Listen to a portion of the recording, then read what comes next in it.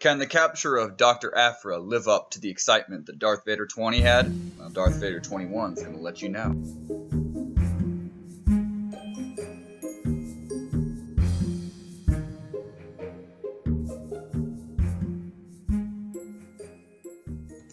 Greetings, I am Darth Shawn, and after how great Darth Vader 20 was, there'd be a dip in Darth Vader 21.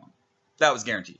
But as a whole, this isn't a bad comic. It kind of goes more in the mediocre range with a little bit that goes up as really, really good. Following Vader, you got some interesting stuff. You got some cool piloting.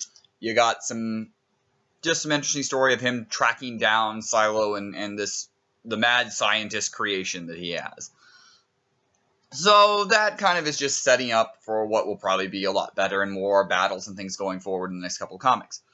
But the interesting part of this is 000 and BD and their now force of droids and a Wookiee are going to capture Dr.Aphra dead or alive.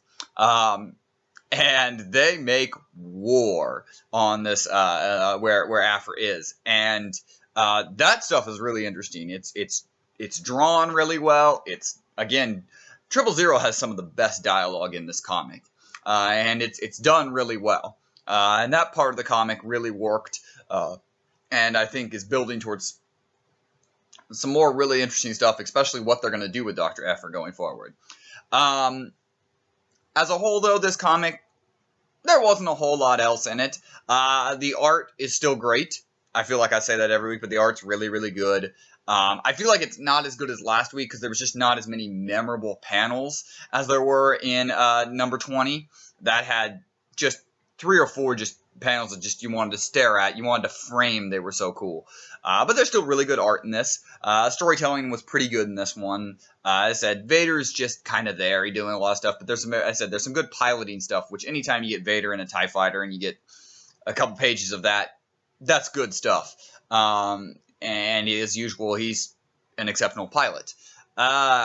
But as a whole, there's not a whole lot to talk about this comic. It's got some really great 000, some really great stuff there, some interesting stuff with Dr.Aphra, and a little bit of Vader that hopefully is setting more up. But as a whole, it's not a bad comic. It's just kind of, after 20, it has to rebuild up to the next really great comics. But there's some good stuff in here. There's a lot of things that fans should be excited for, and definitely check it out. Darth Vader 21 is pretty good. What did you guys think?